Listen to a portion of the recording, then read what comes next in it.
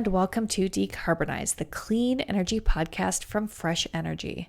Fresh Energy is a Minnesota nonprofit working to speed our state's transition to a clean energy economy.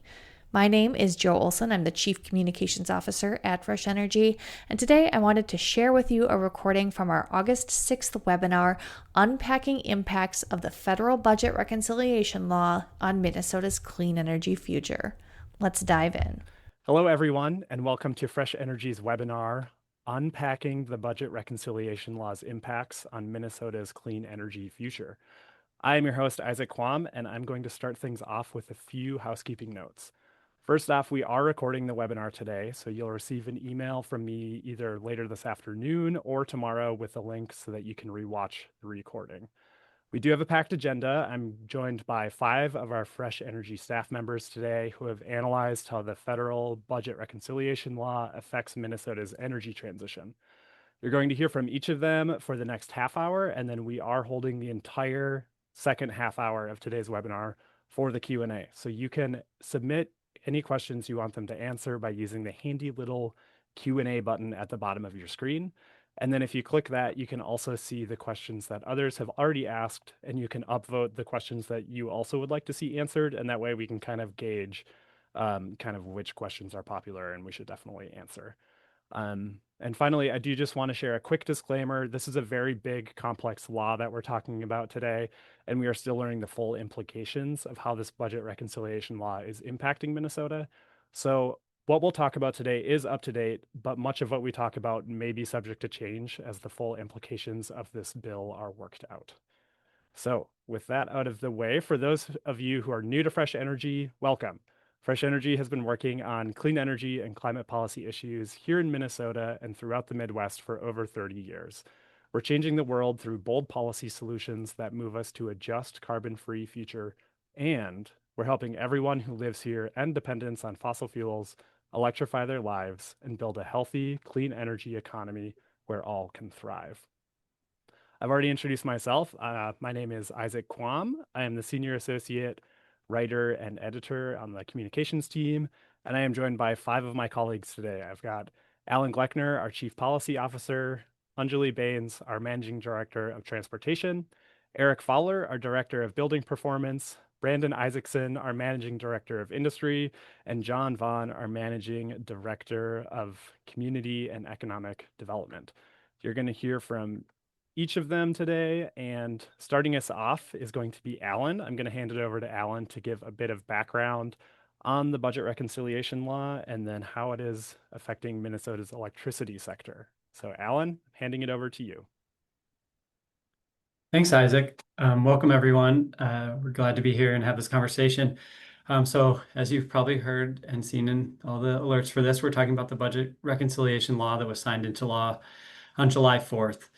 The law, which prioritizes tax cuts for the wealthy at the expense of programs and services that support, among others, vulnerable populations, also includes devastating cuts to existing clean energy and clean technology programs and incentives. It's clear, though, that these changes will unequivocally harm Minnesota's economy, increase the cost of living for Minnesotans, lead to job cuts, negatively impact Minnesotans' ability to participate in the workforce, and significantly impact the state's burgeoning clean energy sector. So there's a lot there. But we've been analyzing how this law will affect our mission to equitably decarbonize 5 key areas of the economy. So we'll touch on electricity, transportation, buildings, heavy industry, and agriculture. And you'll be hearing from our programmatic staff in each of these areas during the webinar today to learn how the law is affecting our energy transition here in Minnesota. And, it's important to remember that the full implications and ripple effects of this damaging law are yet to be truly seen. And there are also a lot of harmful things in this law that we don't have time to discuss on today's webinar about how it affects our energy transition.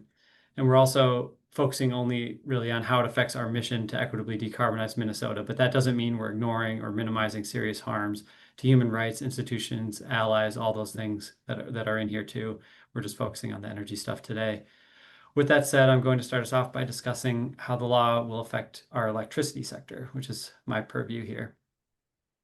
So I'd say compared to some of the other pieces of the impacts here, this one is relatively straightforward and has garnered a lot of headlines. So the Inflation Reduction Act that was passed a few years ago in the last administration had major extensions for renewable clean energy tax credits. And those are there changes to those, and that's been a headliner piece of this. So particularly wind and solar tax credits for those technologies expire in 2027, which has moved up, up like 6 years earlier than had been previously been the law. In addition, there was an executive order that came out after the law was passed that said that ordered the IRS to look at some sort of wonky under the hood guidance about how those tax credits are applied. The current kind of status quo with these type of tax credits is that when you commence construction or start construction, can qualify you for that date. And it's been so you can effectively like still get a 2027 tax credit for a project that might go in service in say 2029 or 2030. And that's been a key part of how tax credits have worked for these technologies in the past. But that guidance is going to be reevaluated by the IRS. And so that's coming in a couple weeks here is expected in August. And that's going to have a pretty significant impact on what the actual date from practical effect, like when these projects can be in service and still qualify. So that's one of those TBDs here that we're really looking out for to really understand the impacts. A really terrible outcome would be like a retroactive application of that, one that said projects that had commenced construction or basically the commenced construction rules before the law was passed. If those get retroactively changed, that could be really problematic because a lot of utilities and other companies were starting to qualify for safe harbor before the law passed. So we're going to keep an eye out for that. The other kind of key thing here is that storage, so like battery storage, other types of storage, geothermal, other technologies, their tax credits remain in place. So that's really important. That could have been pretty devastating if those had gotten changed as well, as storage is a really emerging key strategy and technology for us in the electricity sector. So that's some good news there. The one thing to note there is we're also anticipating from that same executive order IRS guidance on foreign content rules that would impact storage. And so kind of, again, another thing to look out for, how those shakeout could impact not the tax credits themselves, but where the storage components come from, which could really impact cost and timelines and things like that. So that's sort of another remaining piece there to look out for. Next slide, Isaac, is good. All right, so kind of where does this leave us? The good news is state policy is still the driver in the electricity sector for Minnesota and many other states, or at the regional level, our MISO market and transmission planning. So that is a little bit insulated from federal action. So our state laws still apply. Our state commission is still in charge of our utilities. And so that hasn't changed. I think the biggest thing we're going to look out for on this is cost and timing impacts to the clean energy transition here. We don't see our utilities clean energy plans going away. Nothing's changing with our clean energy laws. It's just going to be, is it going to drive cost up? Is it going to, change timing of when we thought we needed to get stuff installed by? Is it going to shift more focus to storage, which we think could be a good thing ultimately, as we're a little behind there, and that's a really key area to go forward with. So, and from a policy perspective, there's going to be a lot of effort to say, can we get things in under the wire of the existing tax credits before they expire, just to minimize cost to everyone. So I think, big picture, we're not expecting wholesale changes here. It's just going to make things harder, more expensive, maybe impact timing. But, those are, the challenges we're going to be dealing with, but it's not a big pivot. It's not, a roadblock that's going to stop progress, is our view there. So I think we can move on. Awesome. Thanks, Alan. I'll kick us off on transportation. So first and most covered is that electric vehicle tax credits are disappearing. So tax credits for new and used personal EVs as well as for commercial EVs will end September 30th of this year, 2025. So if you were planning on buying an EV in the near term, now is a good time to go ahead and do so. You can qualify for up to $7,500 for new EVs and $4,000 for used EVs if those EVs are bought by September 30th. So we really encourage folks to do that if, again, you're already planning to get an EV. There is also a tax credit for EV charging stations that has also been repealed and will end on June 30th of next year. So these repeals will mean that fewer EVs are bought over the next few years in the US, and as a result, there will be more air and climate pollution than would have occurred in our neighborhood and states. It's also estimated that with fewer EVs, demand for gasoline will be higher than it would have, causing gas prices to rise. So when you add those rising prices to the increase in electricity prices that are also expected from this federal bill, it means fueling costs for EVs and other cars will be higher over the coming years, and driving at all will cost Minnesotans more over the next several years. Next slide. So that's tax credits. There are also some grant funding programs cut in this bill. That includes the EPA's Clean Heavy Duty Vehicle Program, which awarded grants for low and zero emission buses and trucks, and the Neighborhood Access and Equity Grant Program that gave funding to communities to lower local traffic pollution and improve their mobility options. Both of these were Inflation Reduction Act funded, and so funding cuts were somewhat expected. But there was also budget cuts to a longer standing EPA program called the Diesel Emissions Reduction Act, or DARE program, which has been around for 20 years. It actually started under the Bush administration and has enjoyed bipartisan support given its success in reducing harmful air pollution from diesel vehicles. So that program had funding cut as part of the general budget cut to the EPA, and that was very disappointing to see. All that said, there is still some good news.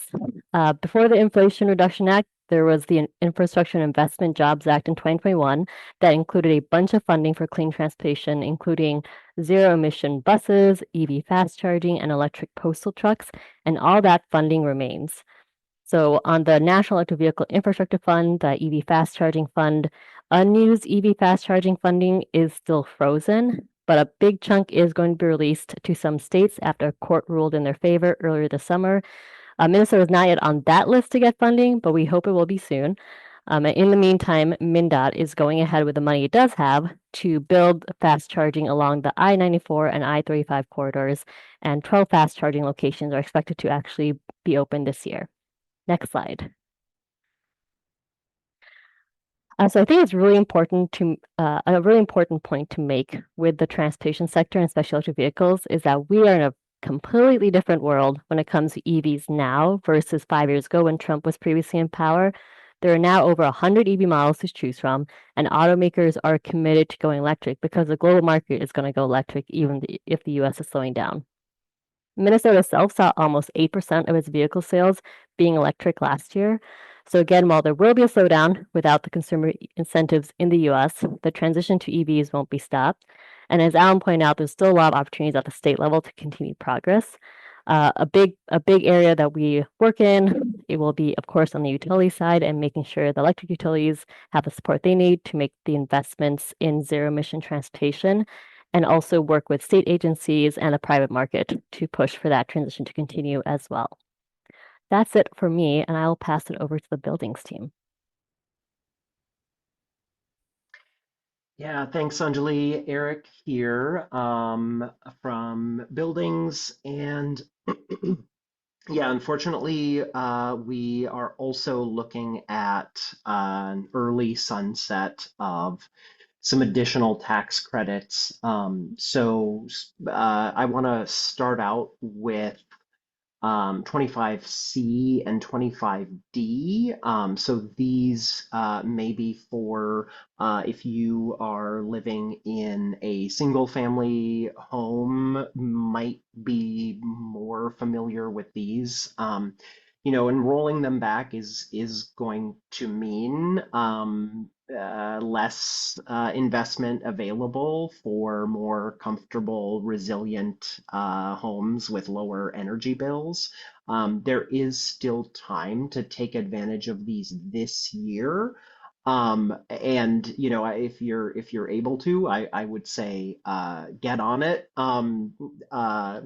If you're going to have hope of being able to complete projects before the end of December. So what are those? The 25 the 25C energy efficient home improvement tax credit. So this one does have an overall cap on how much of a benefit you can get from it, but it is up to 30% of the costs of a number of different efficiency upgrades or related activities. So that's going to be an energy audit, an electric panel upgrade, if it's done in conjunction with another qualifying upgrade. Um, you can use this on windows, doors, insulation, as well as a heat pump or heat pump water heater. Um, Now, the 25D, that is the residential clean energy credit. This one does not have a cap. So it is only worth still that 30% of the cost for qualifying improvements, but it's 30% of whatever you spend. And this is the one that is going to cover solar panels, ground source heat pumps, solar water heaters, battery storage, whether or not it's combined um, with solar or on-site generation. So take note that the 25D credit can help you out with battery storage, whether or not that is in conjunction with another project. And again, both of these are done after December 31st, 2025. So there are some other tax credits that may be more applicable to builders, businesses, commercial building owners, and that's going to be 45L and 179D. These two tax credits are sunsetting June 30th, 2026. So a little bit more time to take advantage of these. That 45L gives $2,500 credit for builder of a Energy Star certified new home, or $5,000 for a zero energy ready um, new home. And then the 179D, sorry, you know what? I called that a tax credit. That's wrong. 179D is a tax deduction. And that one can be used both for increased efficiency in new construction, as well as renovations of commercial or large multifamily properties. So 179D tax deduction available until June 30th, 2026. Let's go to the next slide. So I do want to highlight something, probably folks who are on here already know this, but I think it bears, a reminder that there are other resources still available that are not going away. So rebates that are not sunsetting are those from our utilities, right? We have the Energy Conservation and Optimization Act here in Minnesota. Depending on who your utility is, they have created a plan to invest in efficiency and, in some cases, electrification through those plans. So there is a link on here. You can check out CUB, the Citizens Utility Board. They have a list of utilities where you can look up your rebates. So those are not going away. So continue looking to utilities for support. A place where I will say let's cross our fingers is for the home energy rebates, which are being run by the state. I I kind of hate to cast doubt on these, and I will say that they were not gutted. So this funding for these home energy rebates was not cut by the reconciliation package.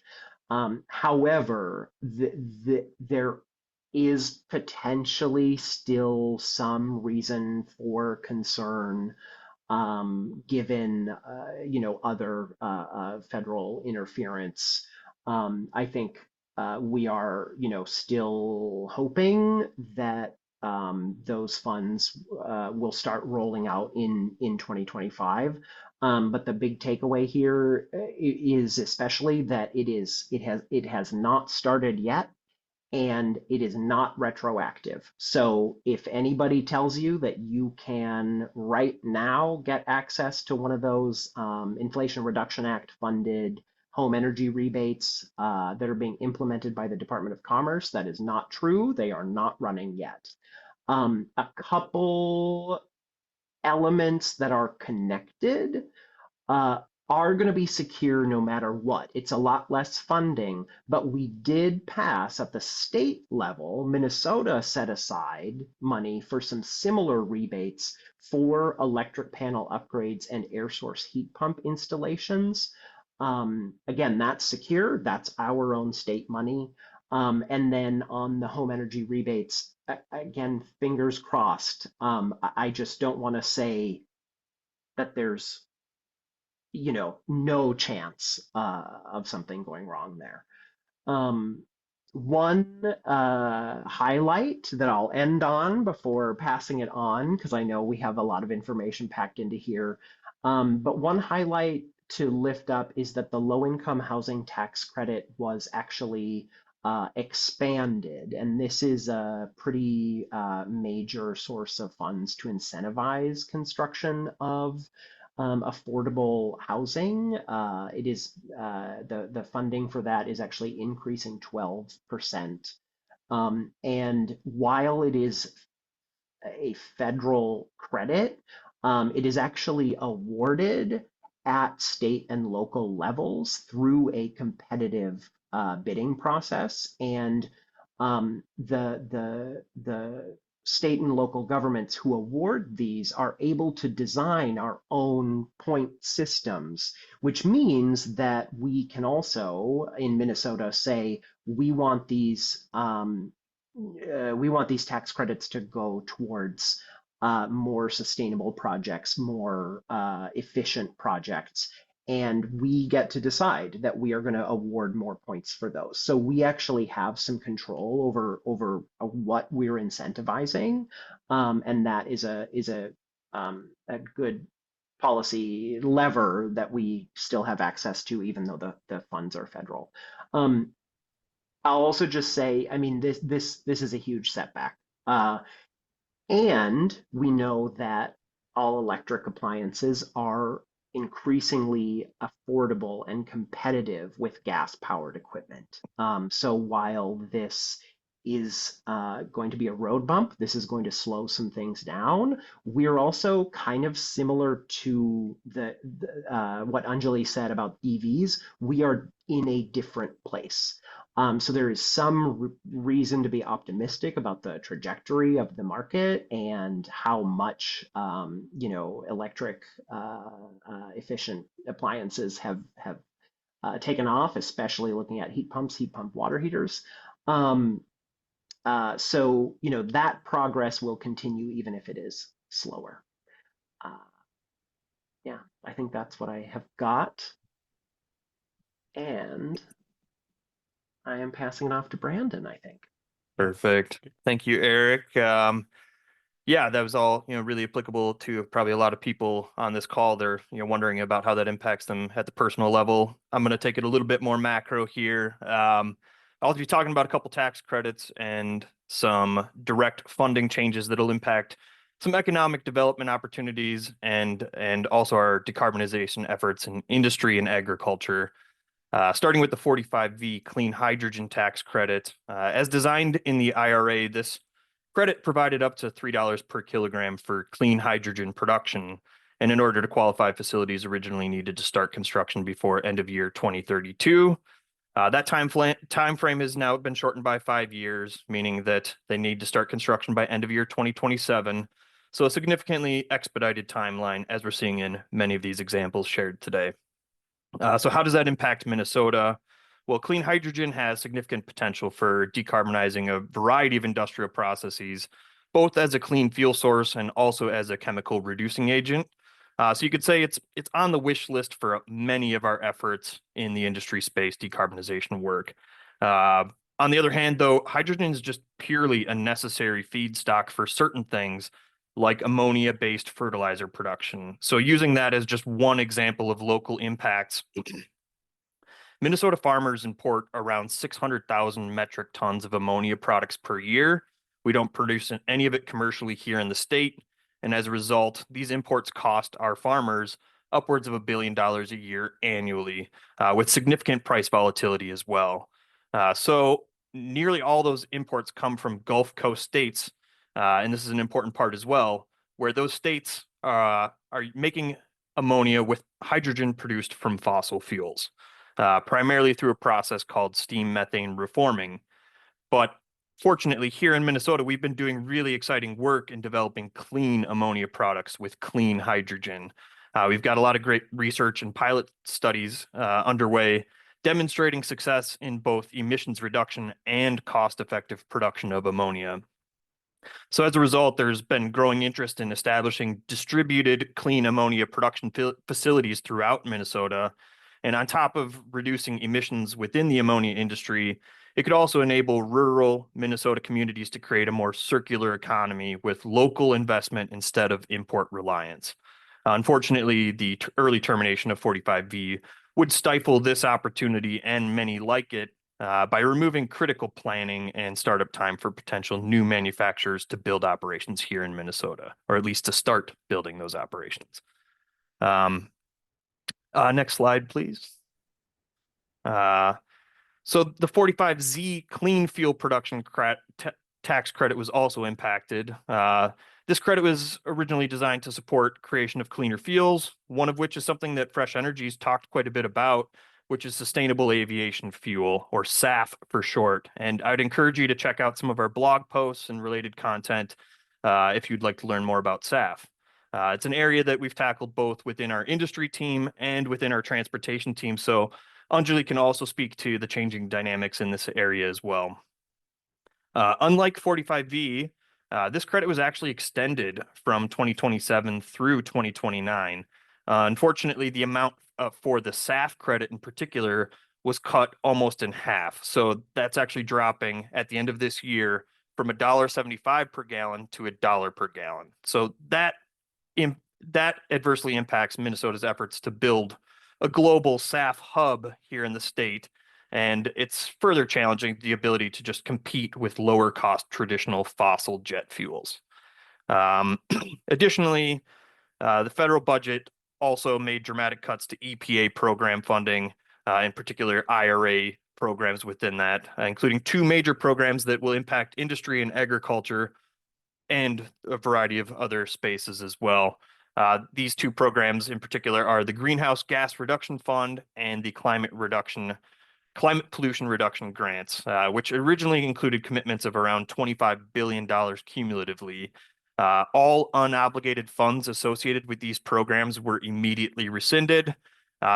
With that, there's still a lot of unknowns and there's legal challenges trying to get to the bottom of if and how these funds might still get dispersed, what funds are obligated, what funds are not obligated, and we're expecting to see some battles there.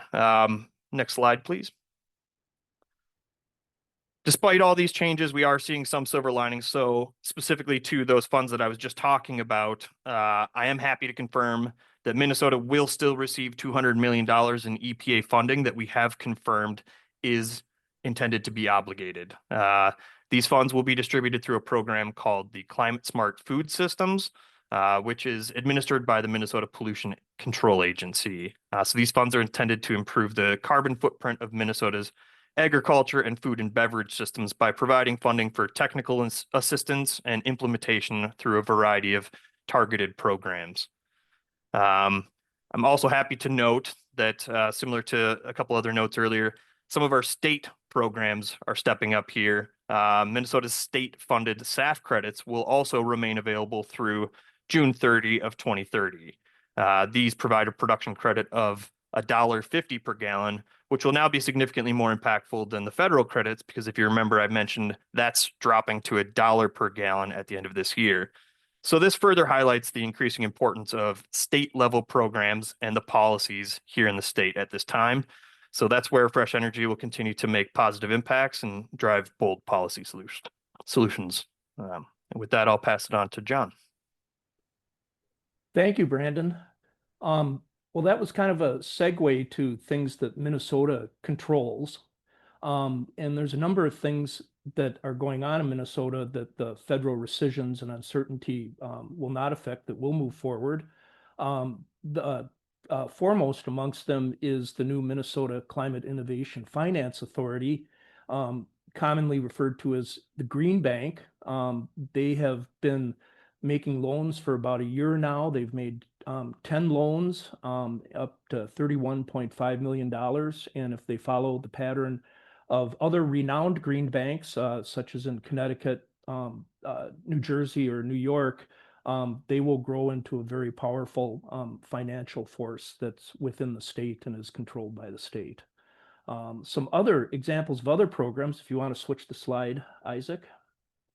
And also noting, referring back to what Eric was saying about the rebates, is that there's $20 million Versource heat pump and electric panel upgrade grants from the 23 Minnesota legislative session that are attached to the rebates. So finger crossed for the federal rebates, but there's still some additional resources that would still be in place.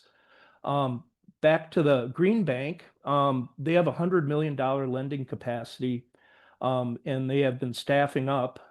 They've actually done they're a new state agency, 22nd Green Bank in the United States, and they've been staffing up this last year while making loans. And so I expect them to become much more active as time goes on here. The Department of Commerce has expanded its Solar on Public Buildings grant to include the entire state, and they're partnering with CERTS, and they currently have a 15 million, 14.5 million RFP out that's on an expedited basis to ensure communities can capture the 30% direct pay rebate by December 31st for solar. So if you know of a community or live in a community that wants to put solar on public buildings, this resource is on a fast track, and I encourage you to take advantage of it. Solar for Schools, which actually predated the IIJA and the IRA, has been chugging along for about 5 years now, and they're up to 190 schools. Quietly, also a partnership with the Department of Commerce and CERTS. They have been quietly and determinedly moving forward with schools, and it seems to be picking up pace statewide. So I think there's a very bright future for that. And the MPCA continues to support the Climate Action Planning Grants program. These planning grants, they're $50,000, and they can really be a catalyst and a uniter of communities moving forward with plans and doing the community engagement to create the support for plans on a local level. So these are all some very notable programs that are not affected by the federal legislation. They're things that Minnesota controls and will enable Minnesota to keep leading from the north. And that's what I had. Great. Thank you so much, John. We are going to move to our Q&A session for the rest of the webinar now. And we haven't received a whole lot of questions from folks yet. We have some pre-submitted ones, but if you do have a question, now is a great time to ask it by using the Q&A button on the bottom of your screen. And while I'm giving folks just a minute to ask any questions they have, I know that Maggie from our development team would want me to give a really quick plug for our upcoming benefit breakfast. You can scan the QR code right now on your screen to register for our 10th annual benefit breakfast on September 30th. It will be at the St. Paul River Center again this year in person, and we will also be virtual as well. We'll be having a dynamic conversation with 3 Minnesota thought leaders and change makers about making clean energy and climate progress right here in Minnesota. So you can register now, and I hope to see you there. It's already coming up next month, if you can believe it. It's always a very fun event. So I hope that you can join us for that. And now I will shift gears for the rest of our webinar here for the Q&A session. And I'm going to draw from our list of pre-submitted ones. And my first question is from Alan, and I also think that this is for Alan as well, Alan. So we have a question from Alan who's asking, without the incentives, what do the business models look like for return on investment timelines from Alan? And I think what he's asking is, for investors, how have, the gutted tax credits for wind and solar projects, how has that impacted investment and timelines with wind and solar? Yeah, thanks, Isaac. And it's a good question because I think it gets to the nub of the issue here, which is really, that returns or investment strategies or anything like that with these kind of technologies is going to be the timing is kind of that's the key thing now. And that's the thing I think everyone in the industry is waiting for to see how that safe harboring guidance shakes out, because that's really going to determine like, do the projects need to be almost all the way built in 27, or is there a little bit of runway after that? And, these are pretty substantial tax credits. So these would be all built into financing models and plans for these types of projects. So it's a really key question. I think there's probably a big shift to figuring out financing and deal structure and things like that for projects where folks know they're not going to be hitting those timelines. And that's where I think, we're curious to see are some of the funds that were going to be going into some solar or wind projects shifting to storage or other opportunities like that, where we're still seeing some positive benefit. It's just sort of like a re-optimization of capital deployment to still hit clean technologies. So it's a big question, not just for financing or investors on this stuff, but for utilities who are planning, for advocates like ourselves that are engaging in utility resource planning. We use optimization models that tell us like, what should the generation mix look like going forward? And we're having to kind of wrestle with like, how do we treat the tax credits and the timing in that way? And same with, MISO that's planning the transmission system. That's a big part of the discussion for their transmission planning, taking into account the tax credit. So, it's the timing is everything on that. And that's what we're going to be eagerly awaiting for some clarity, Yeah, that makes sense. Thanks, Alan. I also have a pre-submitted question here for Eric. And this person is saying that they're interested in the changes and impacts to homeowners' tax incentives for solar and electric vehicles. So I think they're just wanting more information about what are those sunset dates. And I'm seeing this asked in our Q&A again. Can you remind us of the sunset dates for some of those things that folks should know, as well as kind of what they need to know to ensure that they can get those tax credits before they run out? Yeah, unfortunately, the first thing I'll say is that I am not a tax preparer or tax attorney.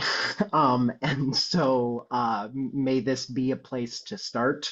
But I certainly would not end your research at this webinar today.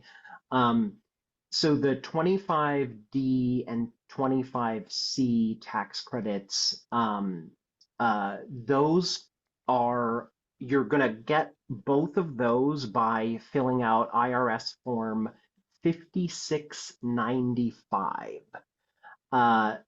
And I actually have been, I was trying to confirm the exact language, and I am unfortunately seeing a few different conflicting interpretations of whether you need to have placed in service the upgrade or just spent the money on the upgrade. As I'm looking at the IRS website, I think the most cautious best advice I could give is that the project is going to need to be finished and placed in service.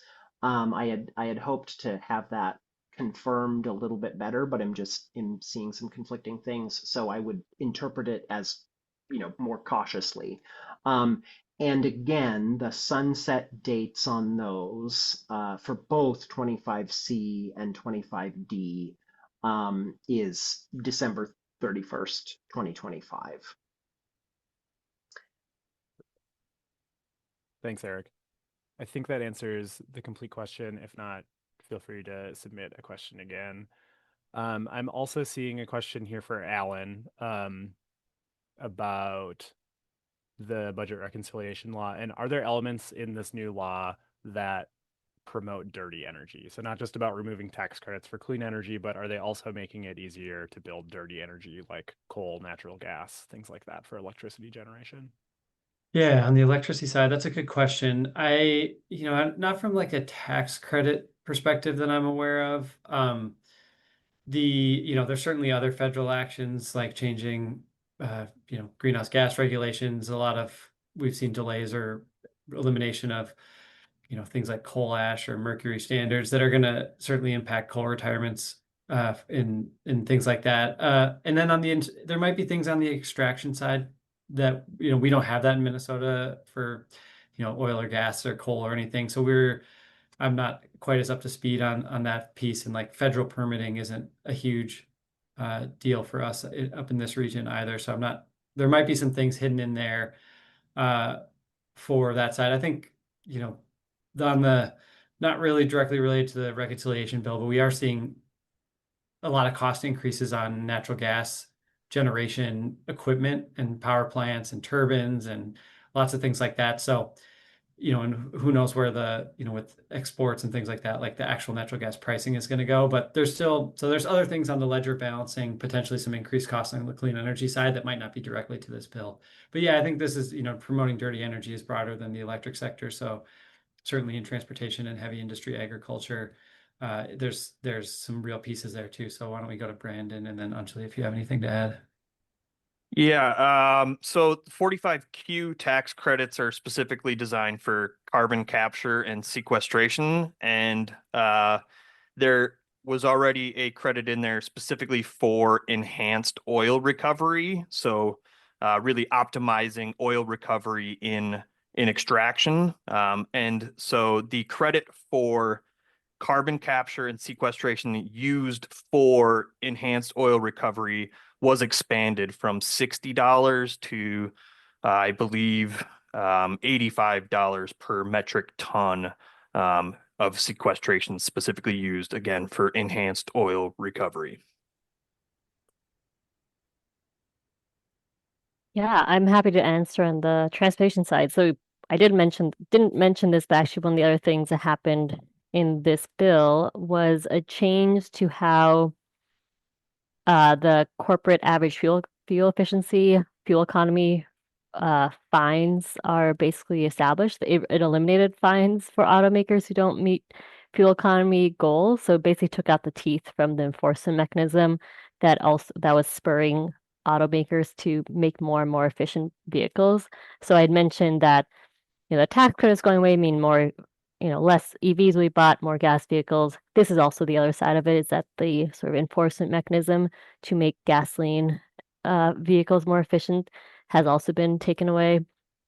And then separately, not in this bill, but in a proposed rulemaking that we'll be sharing more about in the coming days, there's also an attempt through the EPA's rulemaking process to change how our vehicle tailpipe emission standards that affect personal vehicles, how they're established. Right now, they include greenhouse gases, and there's an attempt to take that away.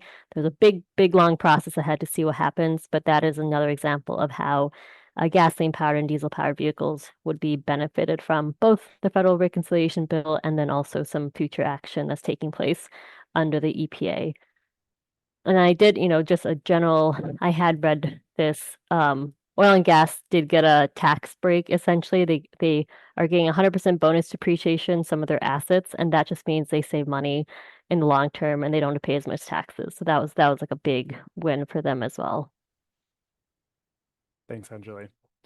We have a question from Kadi for Alan. You answered this a bit in the chat about, does anything in the reconciliation law affect the closure date for the Boswell coal plant up in Cohasset?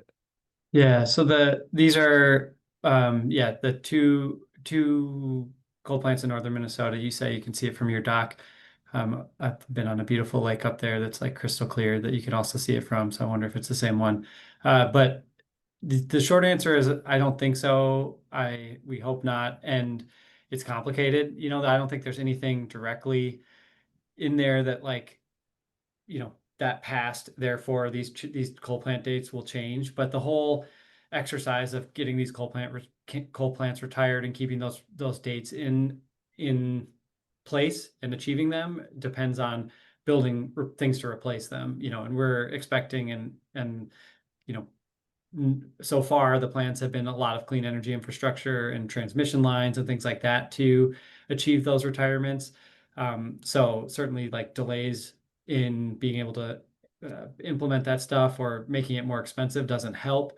But the short answer is no, but it's not helpful certainly, and we're really looking closely at that. Just right now, there's an open proceeding where utilities are in front of the Minnesota Public Utilities Commission, and Minnesota Power is in this stage right now where they're proposing their long-range resource plan that would cover these retirement dates, and so we're actively working on how do we achieve those, how do we keep those, how do we replace them with as much clean energy as we can. So that's an active thing we're working on, and stay tuned. You'll see some stuff from us when we finish that analysis and that proceeding continues. Hopefully, sometime this fall, you'll see a first update from us on where we see that. Perfect. And I have a question from Bob in the chat as well, and he is saying, has the receptivity slash cooperativeness of local commercial power and co-op distribution entities changed with everything going on? Is it harder to, I assume, hook up like a solar array to the grid? I know that this will be for you, Alan, but I know the cost of solar panels is changing with this, and how does that impact if you want to put solar on your roof? Yeah, I mean, I think the timing thing we touched on, if you can get it done in time to capture those tax credits, is huge. And like John said, if you on the commercial building that's a government building, like go for it, and there's money, and like really push that. It's really different with all the different utilities that serve people, like the timelines for that and everything. I don't think, I think I would find it unusual if this law passed and now they're going to be like, we're going to make it harder to hook up. It might change the economics for you, certainly. And I think knowing that there can be a fairly long and detailed process to achieve interconnecting your solar with your utility is important to know when you're looking at these really tight timelines. I guess I might quick ask John. John's spending a lot more time out in co-op territory and areas with some of these different utilities and talking with folks on the ground. I don't know if John, if you have experience in this industry, if you have a take there.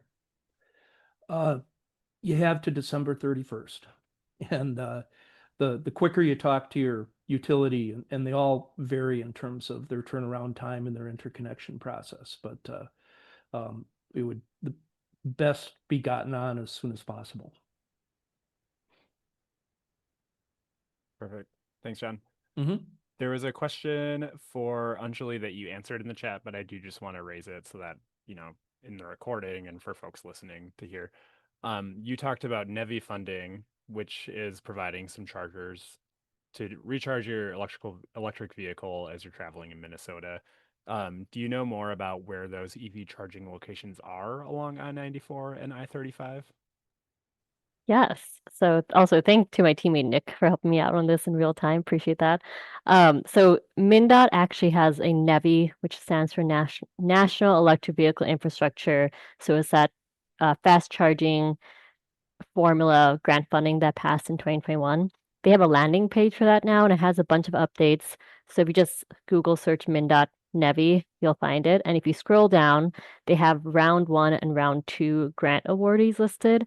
And the round 1 awards are what is to be expected to be built this year. And so you can get actually a list of the sites that they're planning to build and have operational by this year. And then the round 2 sites just got awarded this spring. So it'll probably take a couple years for that to get built, but that'll be the next set of fast charging coming to Minnesota. Perfect. Great. Thanks, Joe. Yes. I have another question for Alan. And the question is, does this law impact hydro at all, like new hydropower in Minnesota for existing dams and new proposed ones by Natel, I think, and Connexus at the Coon Rapids Dam? I'm not familiar with that, but maybe you are, Alan. I'm not either, no. Okay. I don't have a great knowledge of hydro, but my sense is that there's nothing like big scale like on the table in Minnesota, really, given our resources, unless, and no one's really interested in building like huge, massive dams. So something in that area, I can't imagine would be like very, very large, and it might be a repowering or something like that. So Apologies for not knowing more about that, but in general, there's not really an opportunity for large scale hydro in Minnesota anymore. And there's nothing I think there's some general applicability to hydro in the tax credits, but yeah, it just hasn't, the main large hydro that is in Minnesota is either like legacy federal projects in the Dakotas or in Manitoba. And, so there's not really like if it's new, it's not around us, and so the tax credits don't apply. So no, I don't. I guess I would say short answer, no, there's not really like a hydro angle here. Okay, sounds good. And speaking of kind of clean technology, I know the new law has been pretty enhanced geothermal has been on the horizon. That's kind of like a new clean tech. Do you want to talk a little bit about enhanced geothermal and how the law changes that and how Minnesota can or can't use that new technology? Yeah, and we don't have all the answers on this one. It's pretty new, but from our initial read on this. But yeah, I mean, the good news is, or I guess stepping back, so enhanced geothermal is, traditional geothermal has been cited in like places that are geologically active. So typically out west are, using like thermal geologic stuff like vents and things like that, where it was like a lot of heat close to the surface. So the idea behind enhanced geothermal is actually, ironically, using fracking technology or drilling technology that really has led to this crazy natural gas boom, where you can drill really deep, you can drill horizontally, you can kind of crack rock and expose tons of surface area. And the idea there is we can use that drilling technology to access heat that's a lot deeper or more dispersed, but then, pull it in and set up, heat loops. And then you use that heat to, I think, power turbines with steam. So it's, completely closed loop, like no new water, completely carbon free. So there's a ton to like there. And so we're really excited about it. I think a lot of nerds in this space are excited about it. And if you're one of those people and you listen to podcasts, you probably heard about it there. Anyway, we're excited about that technology. It's still really new. It's getting deployed. I think we're really eager to see what are the timelines that they could get deployed in our region. And I think that's still a ways out, is what we're hearing. But you never know how fast those things can really take off. I think our very limited and early take on the geology aspect of it is that Minnesota has a lot of really hard granite bedrock, and would make us one of the hardest places to probably do this in the country, unfortunately. You could still do it, but you have to drill through really thick rock that would cost a lot of money and stuff. So, economics would suggest you do it elsewhere first. But again, that look at some basic geology suggests that to us that it's still very possible that in the eastern Dakotas, well, North Dakota, South Dakota, might have some really good or very viable geology for that. And then, of course, like North Dakota, where they're already deploying the stuff a ton, seems like a good fit too. So, we have interstate utilities. We're all connected in the same grid and region, and we already have a ton of renewables that we access from those areas too. So to us, it does definitely not a barrier that we might not be able to build it in state, but could have it in neighboring states. So we see that as really exciting. And the reason I think you're bringing it up is that tax credit was not sunsetted or reduced for geothermal. So that, and since that's an emerging technology, I think the tax credit's even more important there. So I think that's another silver lining to call out. Yeah. And for folks listening, if you haven't heard of enhanced geothermal before, we typically talk about geothermal as, clean heat and cooling for buildings. But Right. what we're talking about now is like a totally different scale, and you can actually use it for clean, firm electricity generation. Pretty exciting new thing. Brandon is nodding because he has a background in geology, so I know he knows a lot about it too. Um, that's actually all of our questions that we've had today. We've been very, very efficient. So with that, I am going to wrap up our webinar. I want to thank everyone for joining us today. As I mentioned earlier, I'll be emailing a recording of today's webinar to your inbox either later today or sometime tomorrow. And I would like to thank everyone here. I'd like to thank Alan, Anjali, Eric, Brandon, and John for leading us through how this budget reconciliation law is impacting Minnesota's decarbonization efforts. Very big topic. It's a lot to cover in an hour, let alone a half-hour presentation about it. So I appreciate you guys walking us through. Thank you for joining, everyone. Have a great rest of your day. Thank you for subscribing to our podcast, Decarbonize the Clean Energy Podcast from Fresh Energy. You can stay up to date on Fresh Energy's work at fresh-energy.org or follow us on social media. You can support Fresh Energy's work to drive bold policy solutions to achieve equitable carbon neutral economies in Minnesota and beyond.